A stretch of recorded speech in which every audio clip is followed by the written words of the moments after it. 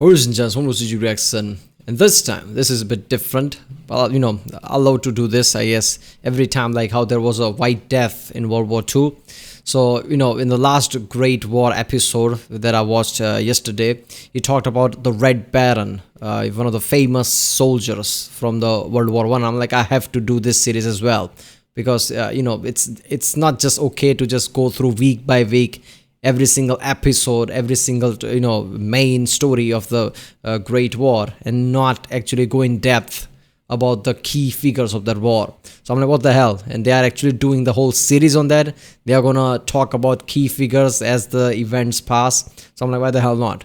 So this is the Red Baron, Manfred von Richthofen. Richthofen. I hope that's right. Who did what in World War One? That's the new series. Who did what? So, it's going to be awesome. This is about the channel of the Great War, obviously. Manfred von Richthofen, I don't know, better known as the Red Baron, was one of the most popular figures of the Great War. Until his death in April 1918, he was one of the best pilots and revolutionized aerial warfare. He died in World War One. Is that it? 1918? Damn. With his skills and his adaptation of the dictabolke, I don't know what that means either. But who was Manfred von Richthofen, and how did he become one of the aces of the war, idolized by friends and enemies alike? Find out all about the biography of Manfred. Yeah, okay. So I guess he was a plane pilot or something, huh? I thought it was just, on ground sort of, but no, we're gonna see how great somebody was on the air. Yeah, that is something, right? I mean, how bad the whole thing was with the aerial warfare in World War One, because aerial warfare was kind of new, right? When the new frontier comes, obviously it's a massive issue, because there is no long-lasting training that people can really give you, because it's the new thing, right? Aerial warfare is kind of a new thing. I know people has been doing that before World War One at some length, but not at this scale at least. So yeah, let's watch this one.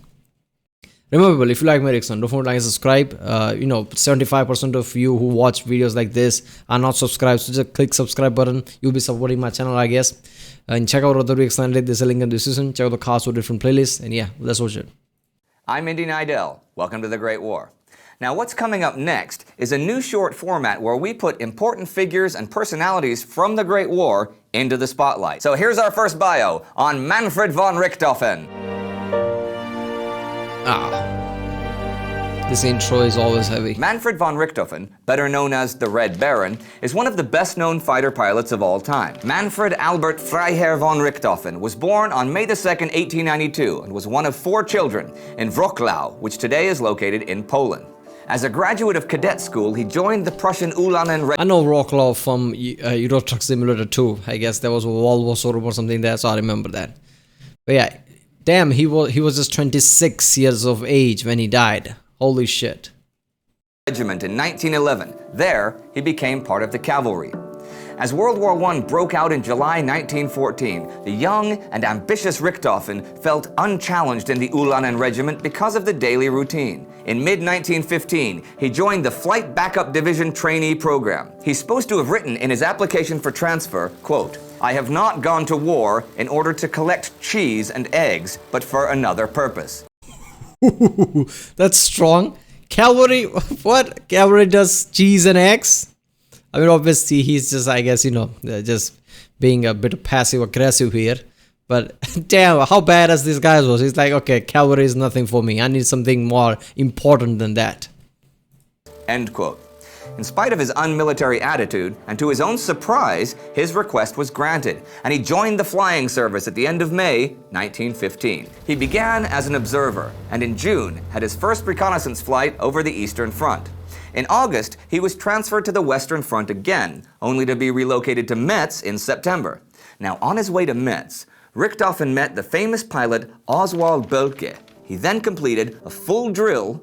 Victor of 40 aerial engagements. Damn. I mean, that is big, right? 40. So he fought 40 planes and he took all of them down.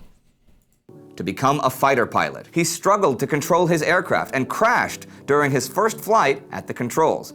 Despite his poor start, he rapidly became attuned to his aircraft. He met Oswald Belke again in August 1916. 1891 to 1916, that's it? Even this guy was like 27 years old when he died. Belke selected Richthofen to join Jagdstaffel II, Fighter Squadron 2. After his first confirmed victory, Richthofen contacted a jeweler in Berlin and ordered a silver cup engraved with the date and the type of enemy aircraft. On November 23, 1916, Richthofen downed his most famous enemy, flying ace Leno Hawker. That was the day the legend of the Red Baron was finally born.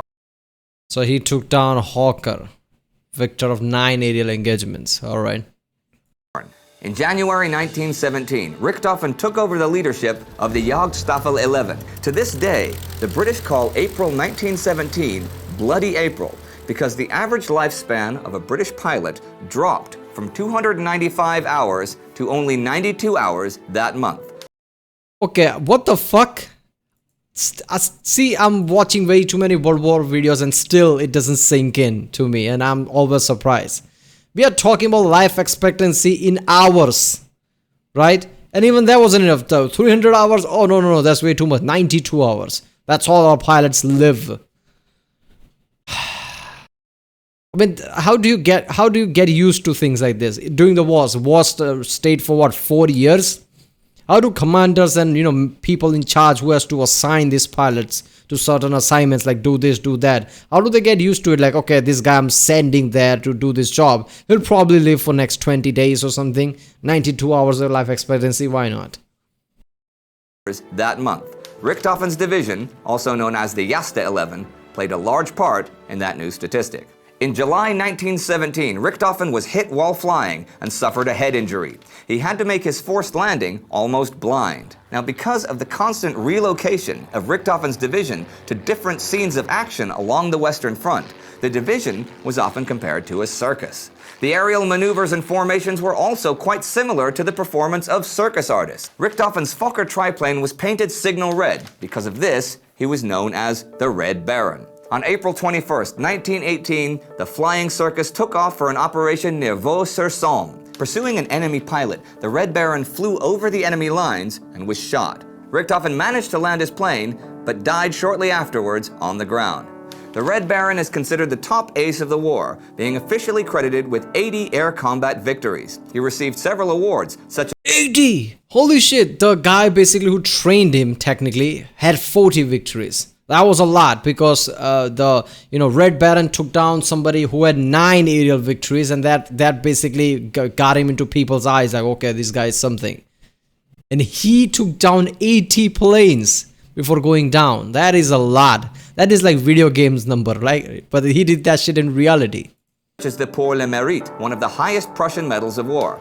Even the enemy regarded Richthofen with great respect, and he received a full military funeral. The legend of the most popular and best-known fighter pilot, Manfred von Richthofen, is told and retold all around the world. Now here you can also get some background about how the Western Front took its shape, the shape it still had when the Red Baron was flying his missions several years later.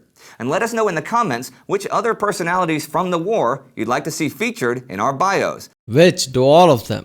Isn't this a proper channel about entire World War I? Do all of them, I guess. I hope he did. Because by now, this was in 2014, so by now he probably would have finished entire Great Wars in detail. Yeah. Damn, 80 aerial took downs. He took down 80 planes and then went down. That is something, like, holy shit. I mean, if the guy who basically trained him had 40, so he did double of that. No shit, he was a legend at the time. I mean, I'm trying to process that in real world, World War I. I mean, it's not like the planes were some next level shit, right? This was early stage of aerial warfare. Planes were not that great. Right? Propeller planes like that. So around that time, he took down 80 different planes. You have to be really good and know your shit to do something like that. Otherwise 4, 5, 10, 15, 40 like the other guy was, that's impressive, but 80, that's way too many. Well, that was the Red Baron, Manfred von Richthofen. I still can't pronounce it. by the channel The Great War. If you like my reaction, don't forget to like, subscribe, so I know which type of videos to react to more, I guess. Check out the reaction, there's a link in the description. Check the cast for place, link cards, and yeah, I'll see you next time.